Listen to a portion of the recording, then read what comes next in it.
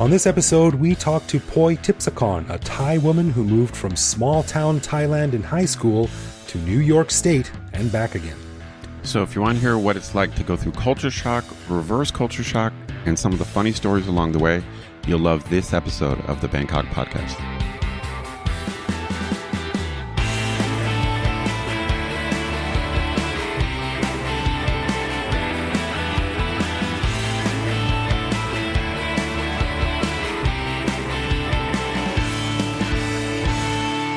Sawadee krap, this be the Bangkok Podcast. My name is Greg Jorgensen, a Canadian who came to Thailand in 2001 on a quest for adventure, woke up hungover on a beach on Koh Samet a week later and figured that was close enough. Yeah, that's about it. And I met Kenneth, an American who came to Thailand on a one-year teaching contract almost 20 years ago, fell in love with the fact that I could get my teeth cleaned at the dentist for about $8 US, so I never left. Can't go wrong. Yeah. We want to say a quick thank you to one of our patrons, Phil Mcgurk, who supports us at the show shoutout level. Stick around after we're done talking with our friend Poy about her experiences moving from small-town Thailand to the USA to hear why Phil is not the guy you want to call if you need help getting rid of a monitor lizard. And a huge thanks to all of our patrons who support the show. Patrons get a whole bunch of cool stuff, including our regular show a day early, behind-the-scenes photos and videos of our interviews, discounts on swag, which you can find on our website, and various other things that aren't available to regular listeners. But best of all, patrons like Phil also get an unscripted, uncensored bonus episode every week where we riff on current events and random topics. We just finished recording this week's bonus show, and we chatted about how Greg thought a one-day gap as he switched insurance policies wouldn't be a big deal, and how his son proved him wrong. The latest on the student protests and how they are pushing boundaries that haven't been pushed in a very, very long time, and my slightly depressing experience at a beer bar that shows that many Thais are in dire financial straits during COVID. To become a patron, head to bangkokpodcast.com/support. Oh man, kids have the unnatural ability to show you just where your weaknesses lie. I'm sure. All right, on this episode, we talk with a woman by the name of Poy Tipsakorn, a very fun and vivacious friend of both Ed and myself, who grew up in a small town in Nakhorn Ratchasima province, and in her junior year of high school took the plunge and moved to the great state of New York in the US of A.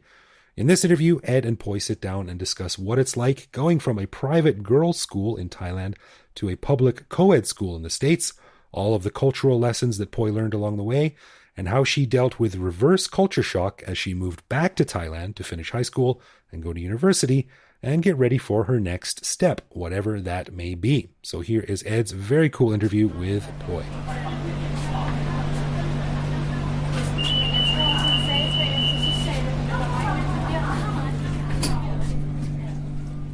All right, I'm here with my friend and former student, Putsawan, otherwise known as Ploy or also Poy. So first, Poy, I want to thank you for coming on the Bangkok Podcast. Hi, thank you for having me. So I asked Poy to come on the podcast because I think she's got an interesting cross-cultural story to tell. She did an exchange year in the U.S., and I think her story is a little bit unique because most exchange students, at least at my university, they come from schools in Bangkok, and a lot of them actually are maybe even already in international programs. But Poy, I'll have her tell her story, but Poy grew up outside of Korat. I wouldn't say she's really a small-town girl, but maybe a little bit. She's not from Bangkok, and so her experience going to the U.S., I think, was it was a bigger deal than it was for a lot of other exchange students. So Poy, can you give us a little bit about your background and tell us more about where you grew up and the school you went to? Okay, so I grew up in a small town called Sikil in Korat, and I went to all-girls school in Korat for 6 years.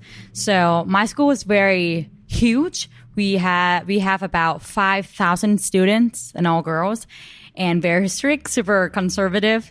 So yeah, I spent my high school years in that school. Okay, so just to clarify, this is a Thai public school. Yep, Thai school. So interesting. So it's a Thai public program, but it's all girls. Yep. Yeah.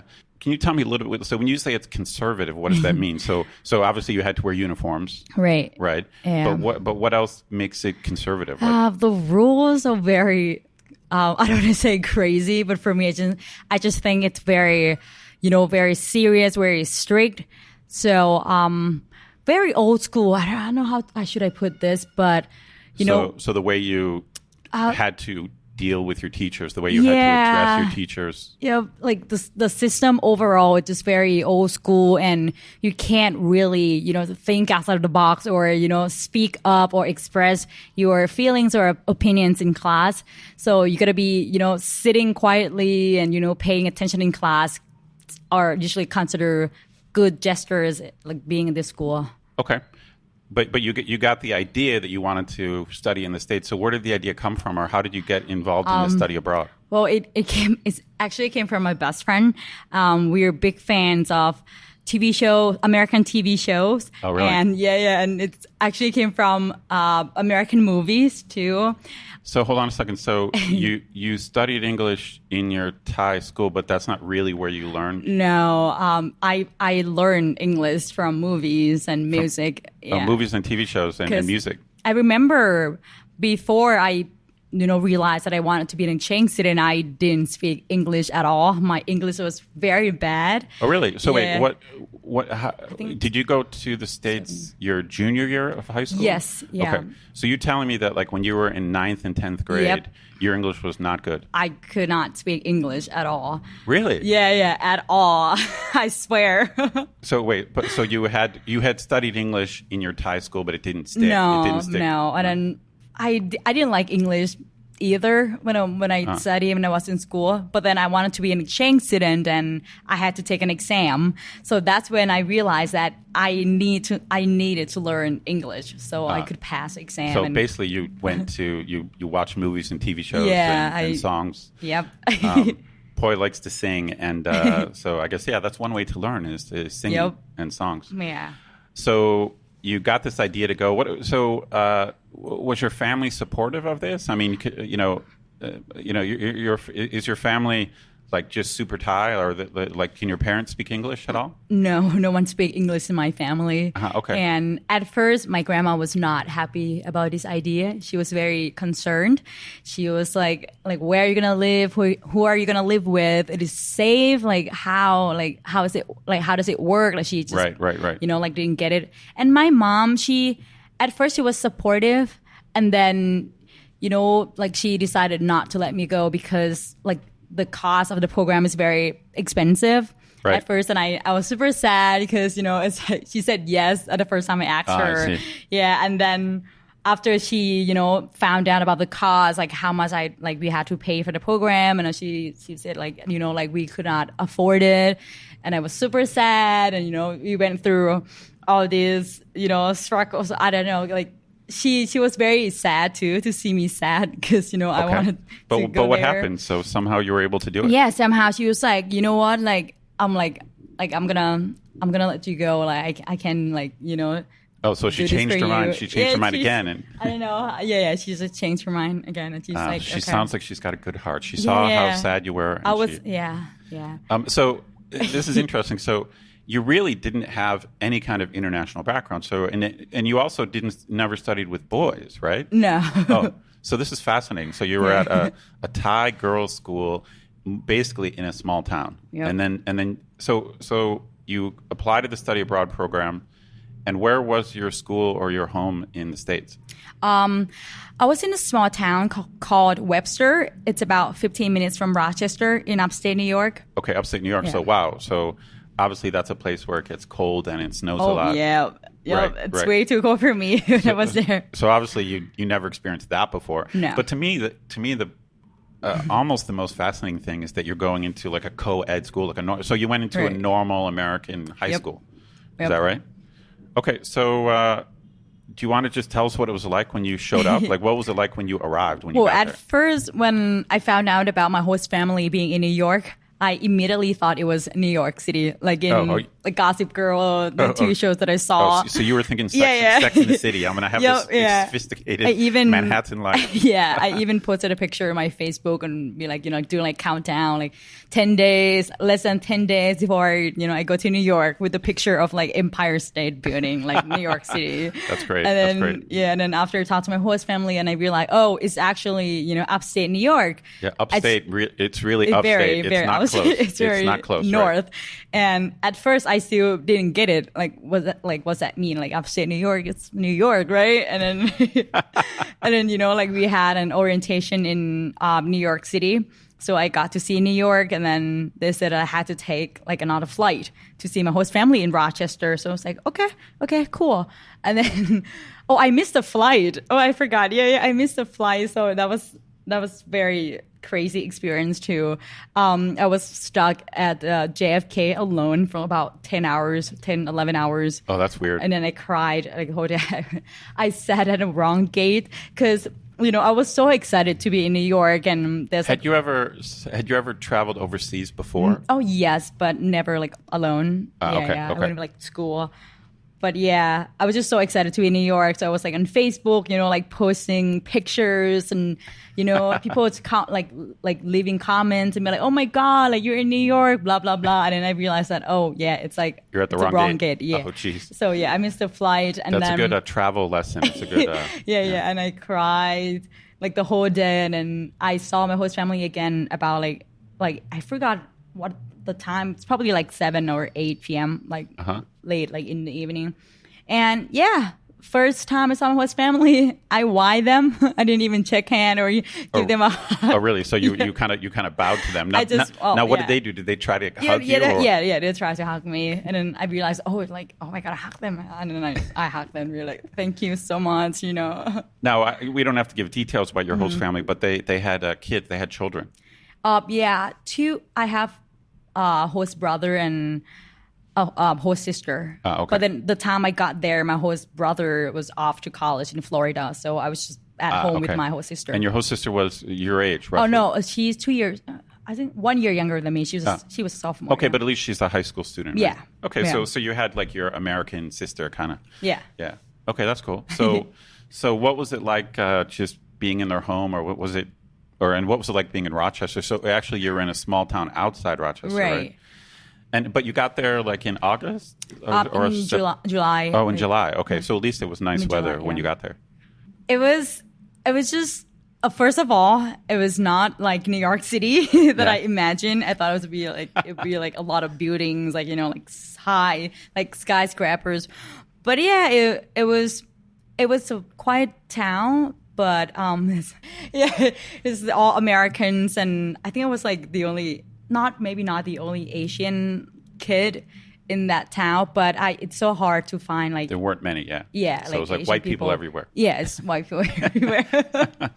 So, yeah. but did you like were you freaking out, or did you kind of like it right away? I loved it right away. Right away. Oh, that's I just cool. loved the sight, and I was just wow, like the trees. At first, just all about like the sight. I love the trees, the roads, and the houses, and everything. Just like wow. I love it. Like and your host family was nice and warm. Yeah, very nice. Yeah.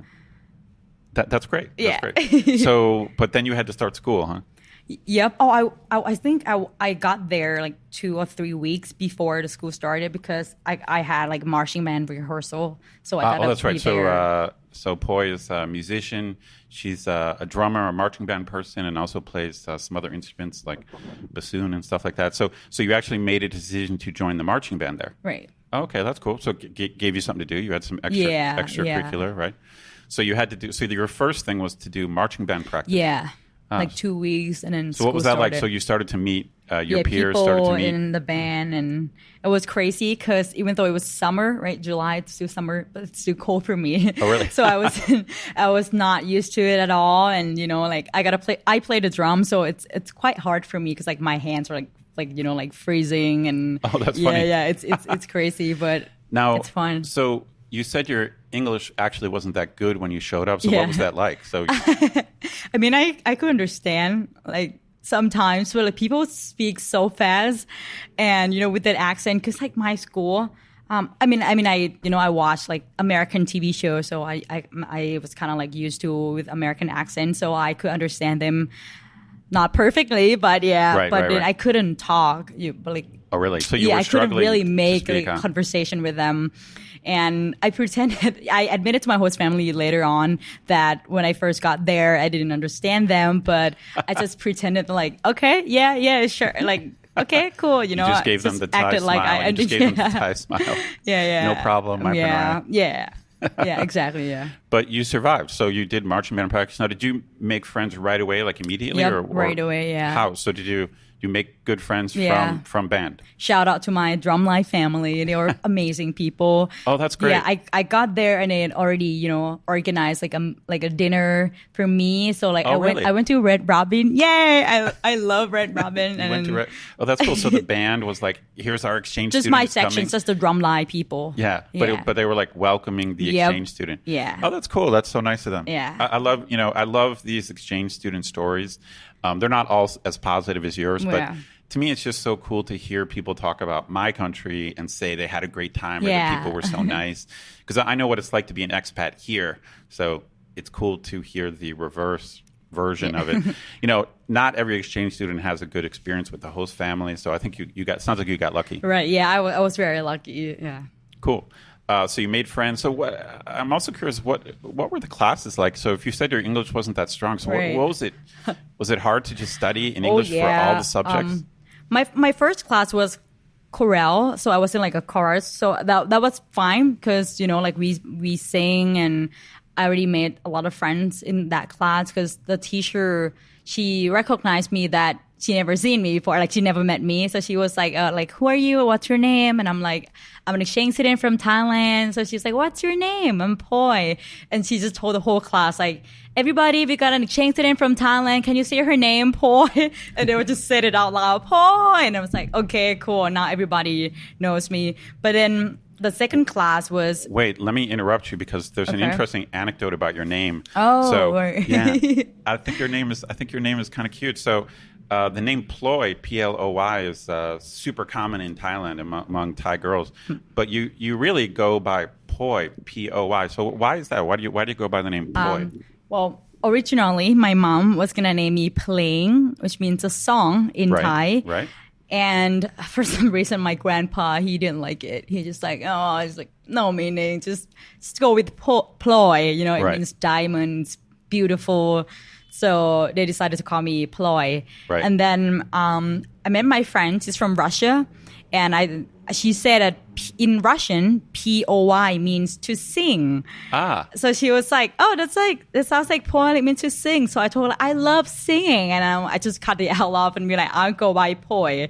Oh, that's great. And I just told everyone, I told everyone that and So my name is basically, Poy. because you like to sing, you changed your name to Poy. Poy, Okay. yeah. Okay, but either one is okay, right? Yeah, it's okay. It's okay. Like when I introduce myself to Thai people, I still, tell them my name is Ploy. Well, it's kind of cool. I mean, really, it sounds like you got lucky because you had marching band, which you were ready for because you did it here, and then you had chorale, so you knew how to sing. So that was. So, but what about the other classes, like the hardcore? Right classes? after chorale class, I had a U.S. history class. Oh, wow. And the first class, I remember the teacher was like, let's sit in a circle, and then let's do like discussion. And I was like, oh, shoot, like what am I going to do? So I just told the teacher right away, like, hey, like I'm an exchange student from Thailand and my English is not that good. And she's like, oh, don't worry, honey, come sit next to me. And, and it was great. I was just sitting quietly the whole class, like the first class. Yeah, I would say I understood nothing in the first class. Yeah. Now, did your classes at your old school in Thailand, did you have those kind of discussion groups or anything? No, never. Oh, wow. Never. So it's like you're not really used to the students speaking out or participating. No. Yeah. I think it's a Thai thing too that you're not really supposed to ask questions in class or just like interrupt the teachers while like they're teaching. So I think I asked a few questions in class back in Thailand, like in school in Thailand, but not much. So yeah, It's super new to me when I was in the States. So what ended up being the like hardest class? So in general, was it a real struggle academically, or were you able to handle it? At first, it was tough, but then I went to see the teacher after school every day, almost every class to ask for help. Yeah, Oh, you I got did. extra help. Okay. Yeah, so I went to see them after school, and I worked really hard too. So after about like 2-3 months, I got better every day, and I participated more in class. I love that. I love the feelings of, like raising my hands in class and ask questions. So it got better. Well, you were my student for 4 years, and by the way, I should congratulate Poy because Yay. she recently finished my program and is now a graduate of my university. So Thank you. congratulations! Thank you. Even in our program, I thought you talked more than most students. So, our program that she graduated from is a Western style program, and we encourage students to participate. But it's still true that most Thai students don't Right. talk too much in class. Yeah, it's like a thing that we've been taught, since we were cute, like little kids. Right. But the exchange year then changed you a little bit because you. Oh yeah, it changed me a lot. I would say. Yeah. Okay, we'll get to that. So academically, it was tough, but you put the work in, and it was okay. So your grades were kind of okay. Yeah, they're all great. Oh, I'm wow. impressed. I'm very proud of myself. Yeah. So were you keeping in touch with your family and telling your mom about all this stuff? Oh yeah. Like, I think the first few months I Skype with my mom quite often, like Oh, cool. twice a week, and then like the 4th month, 5th month, I like once a month. So because I really enjoyed my time there. Now, what was it like just being around boys? Because you said you weren't in school with boys. Was it weird? Like It was weird. My first impression is like, the PDA thing. It's just wow. It's just, PDA. Yeah, like, the kind as in public Public, display yeah, of affection. Oh, you mean so there were some couples, let's say, in the school were holding hands or something? Oh, they were like making out next to my locker every morning. Oh, really? Yeah. Like, oh, wow. Because the girl, I think she was in my neighborhood, and we got in the same school bus, and so we walked to our lockers at the same time every morning. And her and she'd boyfriend, be like smooching. She'd and be her smooching boyfriend with her would would wait for her every morning, and they just started making out. Oh, wow, every that's morning. crazy. So you hadn't even been in school with boys, and here you have this couple making out next to you. Oh, that's next crazy. to my locker. Yeah, That's so American. I don't know if that's a good idea. Making out like in front of my locker, and I'm just like, excuse me, guys, like, can you? I still I feel shy and asking them just like, can It's you so just funny. move out? Now, we don't have to get into your personal life, but did you like meet guys? Did you become friends with them? Did guys try to ask you out at all? Like, what was that like? No, that's a sad thing. But I had a crush on a guy in my school, but I didn't like go on dates with people, or I didn't meet. So a guy. you were still pretty shy with the guys, like you. Yeah. But I mean, there must have been some guys in your drum line, like you. So you had guys in your my your group drum of line's friends. like almost like all girls. Just my snare buddy, he's a guy, but But yeah. so you ended up hanging out mostly with girls. yeah, girls, guys too, but no like relationships and stuff like that. Yeah, it was just like I secretly had a crush on someone, but yeah, that's it. Yeah. All right. Now you've told me before some stories about your experience over there, and you told me a story about you were turning in some work to your teacher. Yeah. Tell that little story. Yeah, that was in I think it's my U.S. history class teacher. I went to see him after school for help, and I also handed in like my paperwork, and I walked into the classroom, and I kneeled down. You kneeled down Yeah, on your knees. and then I just asked him like questions, and I remember his face was like what are you doing on the floor? Just like just get up, and I feel weird. Now, wait, okay, now let's just clarify for our listeners. So in your Thai school back home, when you approach your teacher, you have to get on your knees. Yep, yeah. You're not supposed to like standing. And that's the whole, and so the whole time you were there, so. Not the whole time, it's just the first time that I went to see my teacher. No, but I mean in Thailand. Oh, yeah. That's just the way it is. So you literally get on your knees and hand them like your homework. All teachers, all classes, yeah. Wow. Yeah. I mean, I've seen this before, but I remember when I first learned this, I was just like, no way, that can't be true. Oh, yeah, it's true. So this is crazy. So you're in the States, so you get on your knees to. I'm sure that guy that guy must have been freaking out. Yeah, he was like, "What are you doing? Like, just get up!" And yeah, and I was like, "Oh, sorry." And I still felt weird, like standing, you know, like talking to him because Right. he was sitting. Oh, right. So you were kind of at a higher level. Yeah, right? and it's like, oh my god, like I've never done this before, and but then I got used to it. Wow. So what about obviously you must have stopped whying people, or it must be weird because Yeah. Thai people why kind of automatically, like older Yeah. people. So how did you handle that? Did you just drop it, or did you just keep doing it, or what was it like? Well, at first I still like why people, but then, you know, the more I like meet new people and they start, like, you know, they always like shake hand and give me a hug, and then, you know, I kind of like adapted to that culture, and then a while for like 3 months I just, you know, Okay. hug So when you were people. there, you never met another Thai person at all? No, No. never. And but were there any other like exchange students at your school? Yes, but they one guy, he's from Mexico, and the other one is from Vietnam. But yeah, I met Thai exchange students when I went on a trip, Oh, I see. but Okay. not like in my school in so Rochester. so you didn't like hang out with the exchange students. You had your own. You had your own crew. Yeah, not really, because I mean, I was in the same class with the Vietnamese student, but the Mexican guy, like I saw him a few times, but like we didn't really get. You to were like, "Hey, talk. foreigner. Hey, hi, Yeah, how are you?" Yeah, he's quite famous too because he plays soccer, and you know he's wow. Mexican. Oh, wow. Okay. Everyone knew him. It's like That's so funny. yeah. It's so funny. In my high school, we had one exchange student. This guy from Germany, Right. And he was a really nice guy, totally normal guy. But all the girls were in love with him just because he was Right. German. Yeah. You know, it just makes you cool. It makes you cool. I also wanted to ask you because I've had other students mention this to me. What did you think about the food? I love really? it. Yeah. So now back here in Thailand, were you eating a lot of American food, like Yeah. fast food? Oh, you Yeah. already. Okay. So you already were. So it's not like new. It didn't. But you were freak going. me You were out. going to like McDonald's and KFC and all that. when Yeah. you- there. Okay. I feel like I went to like KFC and McDonald's more in Thailand like, compared to when I was in funny. the US. Yeah. What about your host family? So the food that they made for you, you loved. Yeah. We often order pizza and you know like eat like pasta, more like Italian. But yeah, I had like some American food too. And my host mom, she loved cooking, baking cookies. So So it was no problem. So you didn't Yeah. didn't really miss Thai food. Except I miss Thai food, of course. I miss Thai food so much. But So was there a Thai restaurant in town? I think I went to a Thai restaurant once with my host dad, my host sister, and it was Not it's so like good. Americanized Thai food. So, yeah. Not the real thing. Yeah. Now, did you ever cook Thai food for your host family? Oh yeah. Oh.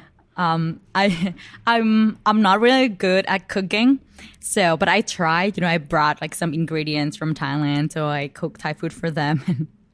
You know, it's spicy. It's super Right. spicy. I remember my host dad and my host brother when he was still like there. They are like crying, drinking milk, Oh. sweating, and I feel bad because I cooked gang kio wan, you know, Right. and I forgot to put a coconut milk.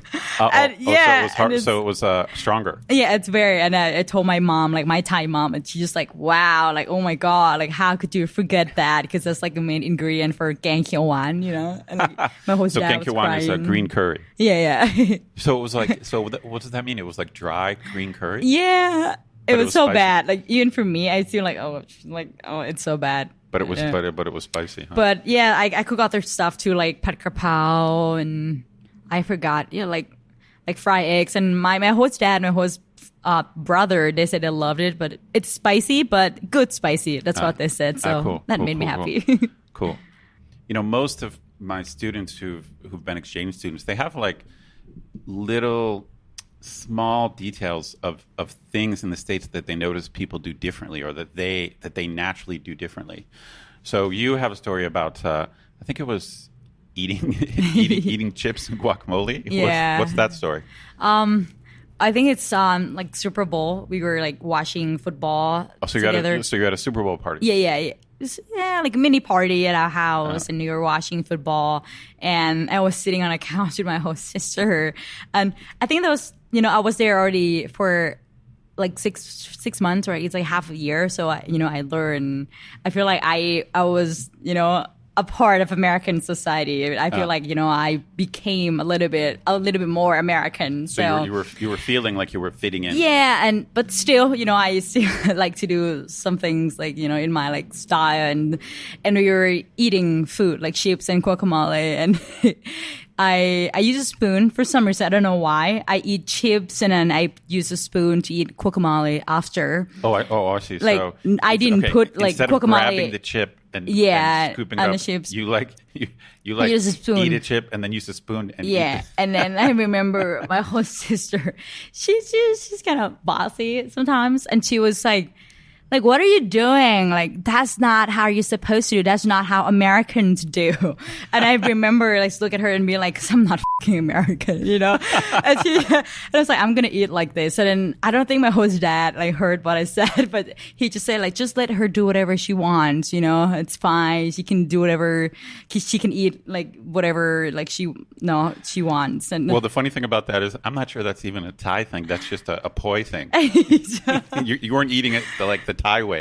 Yeah. Right. I don't know. I just like to do weird stuff sometimes. It just sounds like one of those years that you never forget. I mean, as you know, I have to interview students who are applying to our program, our university, right.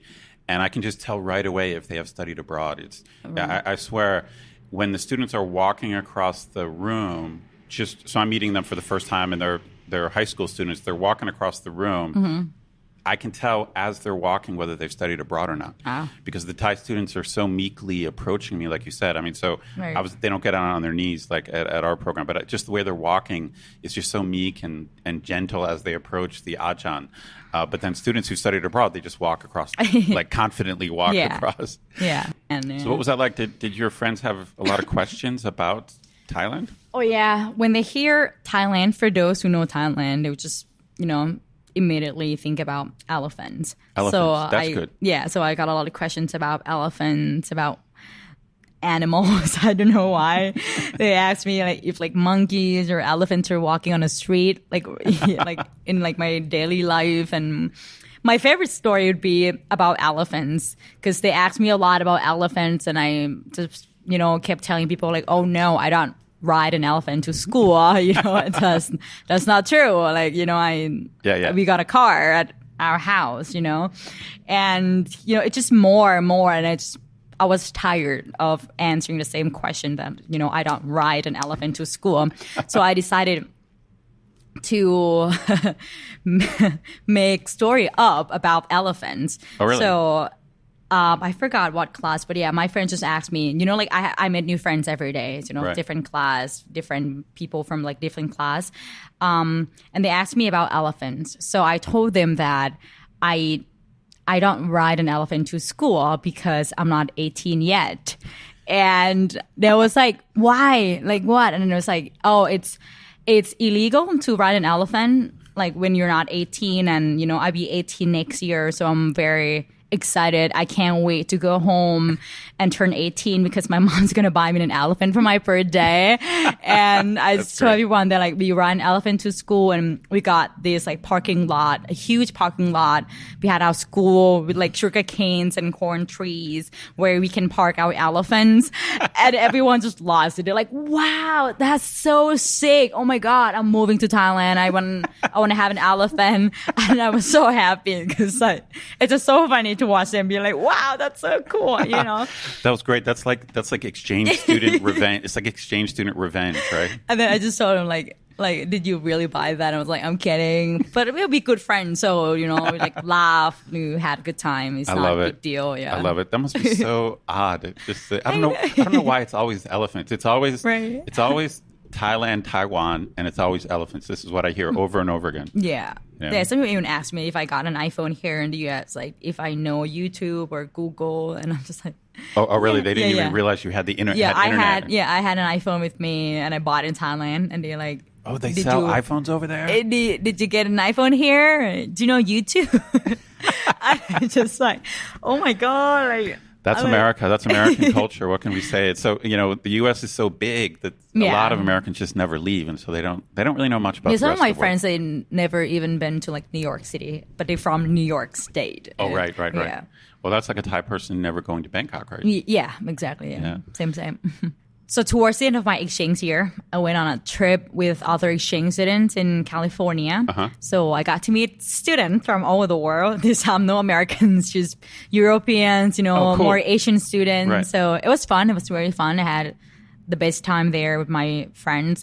And we were on our way to Universal Studio. And I was sitting next to this Lebanese guy. Ah, okay. So you're like, wow, so cool. I never met anyone from Lebanon. So that was so cool. And he's never met anyone from Thailand as well. So we're like, oh, hey, like, what's your name? Getting to know each other. And I asked him if he's ready to go back to Lebanon, because it's already May, and we gotta leave like in June, July, and he was like no, like I don't want to go back to Lebanon. It's so sad, and he said I love America so much. Yeah, like he came from a small town in Lebanon where they practice Sharia law and very strict, like a strict Muslim thing. Yeah, like old school and. He told me his face was so sad. It was very serious. And he was like, I was a part of arranged marriage. And when I go back home, I got to get married with, a girl that I don't know. But, oh, wow. And he's gay. So he was very sad. And I was so shocked and I was speechless. I didn't know what to say, because I was just trying to be like, I'm excited to go back to Lebanon. I love America, but I miss home. That's what I expected. But then it turned out like this. And he was so sad. And I'm like, oh my God, like, I'm so sorry. I was just like, I don't know what to say. Right. And then I was like, shit, like, I should like ask him that. And then he said, did you really buy that? I'm joking. So you got burned. Like, oh my God, you did not just do that. I'm like, wow. And it's really like, wow, karma. Karma, that's right. It was karma. And then it's made like bring me back to that time when I, made up story and, lied to my American friends. And because like they don't know about Thailand and I don't know about Lebanon. So, right. That's... Oh, I love it. I just think these exchange years are such a valuable thing. I mean, I think whether you're in Thailand or whether you're in the States, I think studying abroad is such a great thing for young people. Yep. Yeah. I strongly recommend it. Love it. Best year of my life. One of my best years, I would say. Until you entered my program, and then your life really got exciting. Yeah. No, so last thing I want to ask you is what was it like to come home, to come back to Thailand? Was it easy? Was it difficult? How did your family react or your friends react when you came back to the new Poy, the Americanized Poy? How did they react? It was very interesting. It was sad at the same time too, because I had the best time in America, and I remember before I left America, it's bittersweet. Like I miss my home, but I feel like it's not long enough, to be in the US. I wish it was longer. But then I was also excited to, go home. And I remember I was crying on a plane from Rochester to Detroit. And then from Detroit to Japan, I was happy to see my family and friends again. Because I miss Thai food. I miss warm weather. Right. Yeah, it was too cold for me. And when I landed, my family, my friends were at the airport. Oh, that's great. Yeah, they're like very excited to see me. And I gotta say, I gained weight about 10 kilos, about like 20 pounds. Oh wow! So you gained weight in the U.S. Interesting. In the U.S., yeah, and my skin got tanner. I normally have pretty tan skin, so I got tanner. You just got a little bit darker while you were there. In the U.S. And then I saw my family and my friends at the airport. The first thing they said was just, wow, like, why are you so fat? Why are you so black? They were saying, like, my skin. That is such a Thai thing. Black. We've talked about this before on the podcast. In general, Thai people are very indirect. But when it comes to like appearance, when it comes to like weight, Thai people are very direct. They're like, why are you so fat? Yeah. That's so funny. So that was their first reaction. You were fat and dark. Black. Like, yeah, this is like my skin is black. And then, I was so shocked. Because like everyone in the state loves my skin because, you know, they always want to have like tan skin. It's like, wow, you got gorgeous skin. And, you know, I didn't feel like I was fat because I was still like skinny in the US. And I came home and... Right, by Thai standards though, Yeah, you got fat. So I was like, wow, like why are you guys so mean? You know, at first. And the thought of like, oh my God, I miss my family, my friends so much, just like disappear. It was like, they're so mean to me, you know, and... You wanted to get back on a plane. Yeah. And it's just like, you know, fly back to the US. Was it, I'm curious if just the way you acted or behaved, do you think your parents or your mom noticed that you were different? Like, did she say anything? Oh yeah, I was wearing shorts. Oh really? Oh really? And I've never, you know, wore shorts. And my grandma, especially my grandma, I think like big shock for her because, you know, I was, it's like a jumper, it's like a jumpsuit, or I feel more comfortable wearing like tank tops and like shorts, and you know, that's what they say in the orientation. That's because my mom remember when she went to like an orientation that I just, you know, be prepared when your kids. They warn the parents that like great. When the students come back, you know, the big chains and now did it cause any problems? Was your mom upset, or did you No. talk? Did you all of a sudden you became like a rude American kid or anything? No, I wasn't rude, but I dye my hair too. I got like blonde highlights. So that was for my mom. She seemed cool to see me. Well, she missed me, of course, but my grandmother, she was like, why did you dye your hair? Like, why are you wearing shorts? You know, so it's like big shock for them. And I think back then I probably like got mad too. They're like, why nobody like understood me? You know, like, you know, I went abroad, you know, like I feel like I'm cooler now, you know, I'm like so when more... you went back to school, so you felt different? You felt different? Yeah. Speaking of school, when I went back to the school for the first day of my school in Thailand, it's just, wow, big shock. Like reverse culture shock's the worst. It's a nightmare. So was it harder for you to come back or harder for you to go there? It was hard. For sure, because to come back, you mean? To come back, yeah. When I went back to school, my Thai school, I feel like everyone was the same except me, and people thought I was different too. People, you know, like my friends, they were like, "Oh my God, like we're changed so much," and we got a bit in trouble at first because she felt like, "Wow, like Poy, like you changed a lot. Like you're not the same Poy." Not the same anyway, Poy, right. But at least I got my best friend, and she did an exchange here in Texas the same year. Oh, that's great. So that's perfect. We got back and we got each other. Oh, that's great. And we're just like, oh my God, like what's wrong with with our friends? What's wrong with everyone else? Right. Yeah, and you know, with the time, because everyone's on time in America. I love how, you know, when I was in school in the US, after the bell rings, people just like go to like the next class and everyone's on time. But here in Thailand, it's just, you know, like Thai time. And it's crazy how when you finish one class, I was just like, let's go to the next class. You know, like we don't have time. It's like 2 minutes and the next class will start. And everyone was so chill and we were like, like they like went to the bathroom, went to the shop to buy like some snacks. And I was like, come on, guys. Like we cannot like let our teacher like, you know, like, waiting for us, and then we got to the next class and the teacher is not even there. Right. Like, and just like, wow, the relaxed and it's crazy Thai culture, right? Because I went to that school for 5 years, and then I only went to the US for 1 year, and I came back, and I'm just like, this is new, but it's not new, you know. That's funny. So it was your senior year, and so your English, obviously, by the time you got back, was a lot better. So that's how you got the idea that you maybe wanted to study in English at university. Is that right? Yeah. Not only with the language, like with English, it's just the system too. Because when I got back in my senior year in my Thai school, I was so done.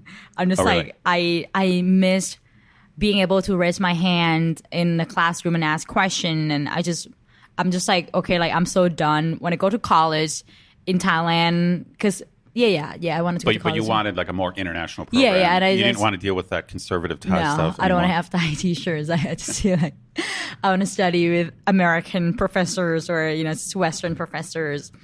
And that's how, you know, I decided, okay, like I'm going to study in an international program. And that's how I met you. Yay.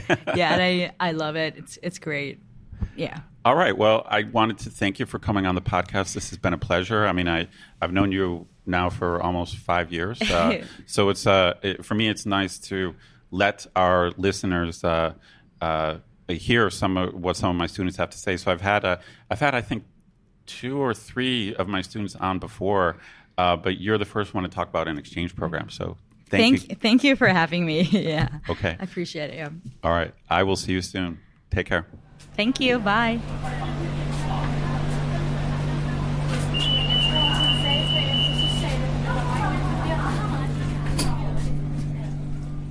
Man, that was super interesting. Well done on that interview. And it's, Poi is such a cool, interesting person to talk to. She's so fun. And one part of your interview really hit home with me, and where she was saying her story about how she had to turn in some homework to her teacher and she got on her knees. Yeah. I mean, it's so priceless. Yeah, because that's exactly what happened to me. My very first week of teaching, some students came up to and I was teaching at an all-girls high school, and some students. But here in Bangkok, just to clarify, right? Yeah, here in Bangkok, right. And some students came up to my desk and kneeled, and I was like, "Whoa, what's happening here? Like, this is weird." And I had no idea why they were doing it or what to expect. I wasn't planning on it. It just, as a Westerner, it freaks you out when someone kneels in front of you, especially when it's your students. For sure. Yeah, that was great talking to her. She's was a student of mine for 4 years and is a good buddy. She's so entertaining. Yeah, good times. Well, it's pretty cool. She's exceptionally smart and outgoing and very well spoken. So I'm sure she's going to be going to great things. And well, she actually said it's okay if I plug her Instagram. So if you want to know more about Poi or contact her, her Instagram is at Poy P Tips, POYPTIPS, and there'll be a link in our show notes. Yeah, good stuff. All right, well, let's get into some love, loathe, or live with, where one of us picks a particular aspect of life in Bangkok, which we then discuss and decide if it's something we love about living here, loathe about living here, or have come to accept as something that we just have to learn to live with no matter how we feel about it. And this week it is Ed's turn. Big Ed the truth. Okay, Greg, I got something that's going to sound weird to our listeners if they've never spent much time in Thailand, but you will understand what I'm talking about right away. All right. So, Greg, what do you think about, in general, the average wetness of a Thai bathroom? What is the average moist of a Thai bathroom? The moisture level of the average Thai bathroom. That's an interesting one. And yes, I do know exactly what you're talking about. For those that aren't familiar, like a lot of Thai bathrooms, especially sort of a lot of more like rural houses, they function as sort of like the bathroom / shower / laundry room / sort of like supply closet. So they have mops and brushes and all this kind of stuff. That's right. And they obviously they've got like a bum gun for the toilet, but then that's often used to clean the floor. And the average, the typical Thai bathroom door is plastic because like the bathroom tends to be kind of wet all the time. That's a really interesting one. Yeah. I wouldn't say I love it, but I'm definitely on the positive side for it. I think it's a great thing because, we don't need we don't have a lot of room for all this stuff. And it just makes sense to combine a lot of these activities, showering and toileting and cleaning and stuff. Yeah, why not? If they're all in the same room, save water, save room. Yeah, I think it makes sense. I have to come down in love for this one. Okay, I understand the efficiency thing, but I don't know, man. It just kind of bugs me. Like even my our cleaning woman, when she cleans the bathroom, I mean, she just sprays it down. It's like you go in there and like I don't know if she sprayed the walls. I mean, she just takes like the water hose and just sprays the place down. I mean, it's drenched. It is soaking. But I've been into many bathrooms like this. It's like when like the bathroom is like a wet room. Right. That's what it is. That's the best way to think of a Thai bathroom. It's a wet room. Yeah. It's wet. It's wet all the time. Yeah. And a lot of Thais, again, especially in rural areas, and I've done it before too, will just sort of go into the room and just sit down on the floor and use like a bucket in a big pot full of water. And that's how you have a bath. You just sort of pour these buckets of water over your head. Yeah. I mean, there is a rural aspect to what I'm talking about, but this whole wet bathroom thing it's still true in Bangkok too. You know, it's not just a like a poor person save money thing. It's just part of the Thai idea of the bathroom. Yeah, that's right. Is that it's just they're wet like all the time. They're always wet. Yeah, I love, but you say live with. I'm going to go live with. I mean, it's at times it really annoys me. Like I'm afraid I'm going to slip. And it's funny when I was renovating my apartment I live in now, and I had to buy a bathroom door. When I told the guy at the store that I was buying a bathroom door, he took me to all the plastic doors. Oh yeah, you know, and he's like, "Well, here are the bathroom doors." I'm like, I don't want a plastic door. I just want a door, a regular door. So in some ways, I think I've become Thai. I've talked before about how when I got here, I swore I would never put ice in beer, and of course, I do. I do put ice in beer now. There you go. I'm embarrassed to admit that, but I do. I'm being honest. Yeah. But I will not have a plastic bathroom door. I'm not going there yet. Yeah, maybe in another 20 years. Finally, that's right. Finally, I'll understand. That's plastic door. I'll understand the value of the wet bathroom. I'm gonna go live with. All right. Okay, so as we mentioned at the beginning of the show, we'd like to say thank you to Phil Mcgurk for lending us his support at the show shout-out level. Greg, what did you find out about Phil? Well, Edward, as it turns out, Phil is coming to us from London, where he lives with his Thai husband named Leng. And check this out. He said, we met in 2016 when I was backpacking in Southeast Asia. Specifically, they met during Songkran, which is a hell of a time to meet someone. That's right, sure. Yeah. He said, it was a wet and wonderful weekend, parentheses, get those filthy thoughts out of your head. I mean, he's nailing us because you say, like, we met at a wet and wild weekend during Songkran. I mean... Right, sounds... It's a pretty crazy time. Yeah. He said we kept a long-distance relationship for a couple of years, seeing each other every 6 months or so. He would come here, and then Lang would go to London. And in 2018, Lang moved to London, and they got married. And he says he visits Bangkok twice a year. It's my favorite city in the world. And Great. He wants to move here one day, which is awesome. But then he told a funny story. He sent me this funny story, which I think you and I can both identify with. He says, check this out. One story that Lang thinks is funny. During my first ever trip to Bangkok, I heard that there were huge monitor lizards in Lumpini Park. Right. Yeah. We've all seen them. Some of them are huge, right? They're super impressive if you're not familiar with them. I had a free afternoon, so I went and had a look. I underestimated the heat and the size of the park, which I think is something we've all done. It was around 38 degrees Celsius, and for some dumb reason, I was wearing jeans. There was barely anyone in the park. It was so hot, just me in sweaty, heavy jeans walking around without any water and looking for giant lizards. I got some strange looks from the few locals that were there. Needless to say, I didn't see any lizards and spent the rest of the day with severe sunstroke. Typical stupid Farang. That's a good Bangkok story. I went looking for monitor lizards and got sunstroke. No doubt. Did you catch any? I don't think I caught it was sun. Too much of it. I just got to say, though, Phil, I think you're not doing a very good job because it's hard not to see a monitor lizard in Lumpini Park. Well, in his defense, they do periodically, I think, capture and remove them because sometimes it gets out of control there. Yeah. So occasionally in the news, I read that they do like a lizard roundup. So he might have been there in after they did a lizard roundup. Maybe. And I think I've told this story on the podcast before, but one famous story about that I heard was years ago. This was like 25 years ago now. They were getting out of control, and there was a Farang woman jogging in the park, and one actually fell out of a tree onto her. And she started screaming, and the lizard was like, scratched the shit out of her, and that initiated a large cull of all the lizards. So, right, yeah, maybe it was shortly after that. Either way, Phil, you were there at a bad time. You didn't see any lizards, but I guess traipsing around the long grass in your jeans probably didn't help either. But right. And I got to say, my first day in Bangkok, I almost got heat stroke too, so I know where he's coming from. I've been there many times. That tropical sun will take it out of you. Hey, Phil, thanks for your support, man. That was cool. If you and Lang are in Bangkok next time, let me know. Actually, Lang can probably show you. He knows better than Ed or I do. But we are happy to take you out appropriately dressed looking for monitor lizards in Lumpini Park, because I know a couple of good spots that are good for we'll do a monitor lizard photo shoot. I'd love that. Yeah, that'd be awesome. And we'll bring some beers, and we're not going to be getting heat stroke, let me tell you that. That's for sure. Thanks, Phil. All right, thanks, Phil. All right, a final thanks to our patrons who help keep the show ad-free. Patrons get a ton of cool perks and the warm, fuzzy feeling knowing that they're helping support the show. Find out more by clicking support on our website. And connect with us online. We're Bangkok Podcast on social media, bangkokpodcast.com on the web, or simply bangkokpodcast@gmail.com. We love hearing from our listeners and always reply to our messages. Yeah, baby. You can also listen to each episode on the YouTubes. You can chat with us on the lines, or even reach out to me directly on the Twitters, where I am BKK Greg. So thanks for listening, everyone, and we'll see you back here next week. Yep, see you next week.